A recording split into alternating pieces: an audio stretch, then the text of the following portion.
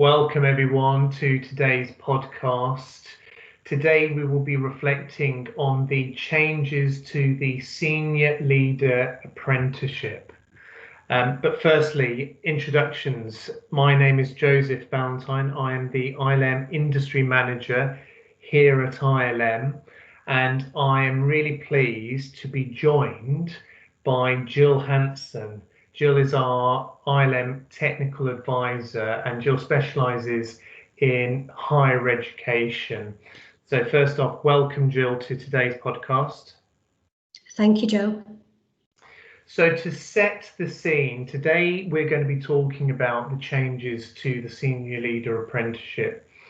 And for those listening to this podcast, you will be aware that back in February 2020, Gavin Williamson, Secretary of State for Education, asked the Institute for Apprenticeships and Technical Education to undertake a formal review of the Level 7 Senior Leader Standard.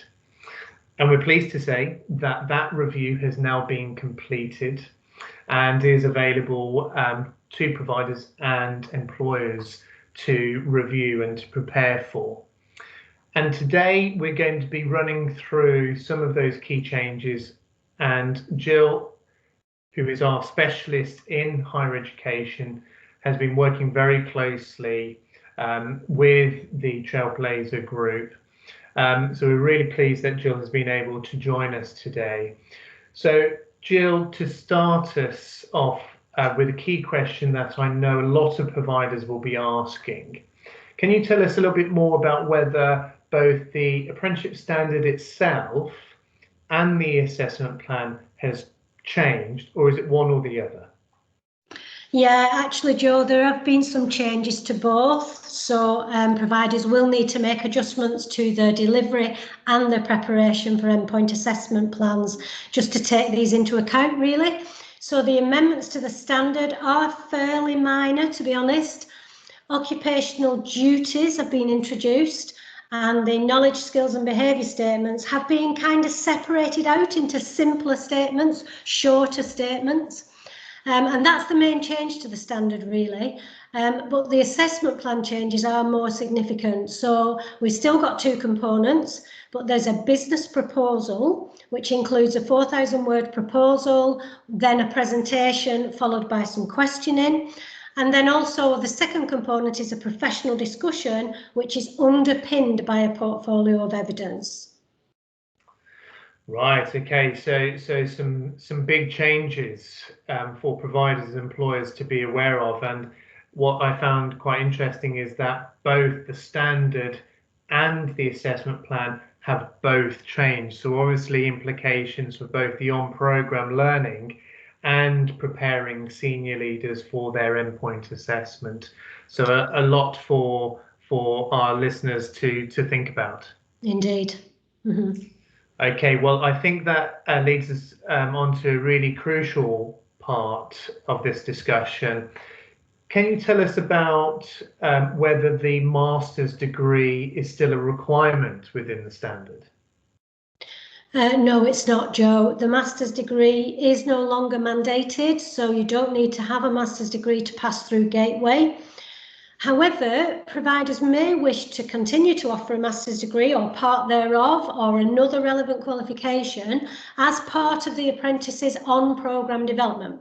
So if the employers request that and still want that, that is still an option for them. But it will be important to check which elements of that will still attract funding.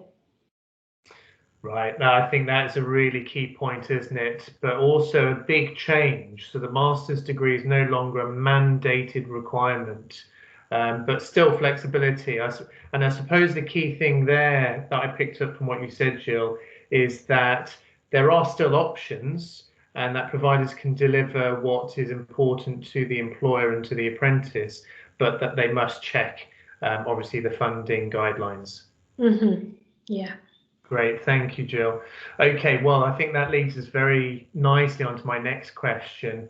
So as a result of all these changes, has there been an impact to the funding band? There has. So the new funding band was just announced and approved yesterday.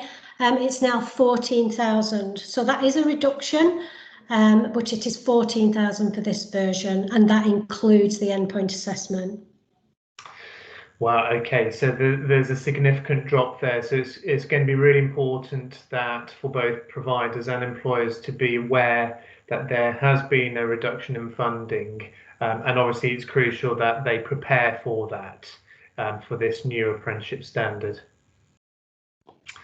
Okay, so I'm also aware that we have now had confirmation on the start date for this new apprenticeship standard, for registration. So could you tell us what that date is and what it means for providers? Yeah, the effective date for the new version is the 29th of March. So what that means is any apprentices signing their ILR on or after the 29th of March will need to be on the new version. Now, I'm sure there will be some more details released in due course about current apprentices and whether they can choose or move and switch.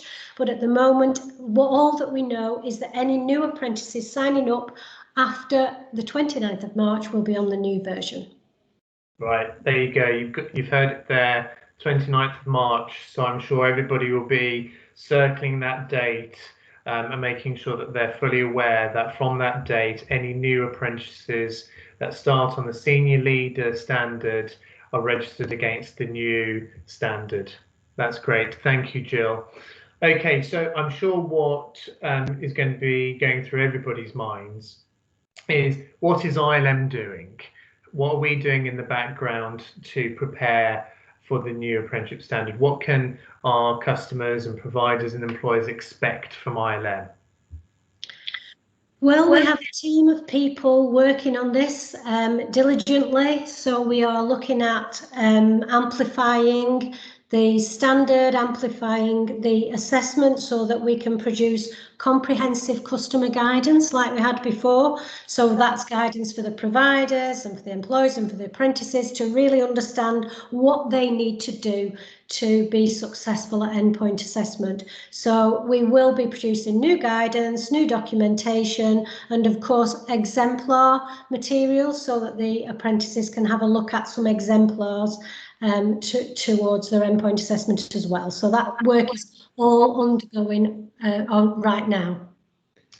Oh, that's great, Jill. I think that would be really reassuring for providers and employers to hear that there's going to be a comprehensive package of documentation and support to help providers both prepare but also then implement from start to end. So thank you, Jill, for confirming that. So I have one more question for you, Jill, if I may. What support is available in the short to medium term for both providers and employers? Yes, so customers, as always, have access to Karen Egan and I as technical advisors, and also to Julie Rowlett and Joe Bell, the business partnership managers who specialise in these higher level apprenticeships. So we're always available to you. You will have our contact details and they're on our website. And we're also preparing a customer webinar. So that will go out on the 16th of February. It's on our website at the moment. And what I would say to you is please do sign up for that. By that date, we will have lots more detail to share with you, and we'll be able to give you exact dates about when our exemplars and guidance will be ready. So please do look out for that and sign up and join us then. Well, that's brilliant. And I think that's a great place for us to end this podcast. Thank you, Jill, for joining me today to talk through some of those changes for the Senior Leader Apprenticeship Standard and Assessment Plan. And we will obviously keep everybody up to date with any further updates. But thank you very much for joining me, Jill, and thank you to everyone for listening to this podcast. No problem. Thank you. Thank you, everyone. Bye for now.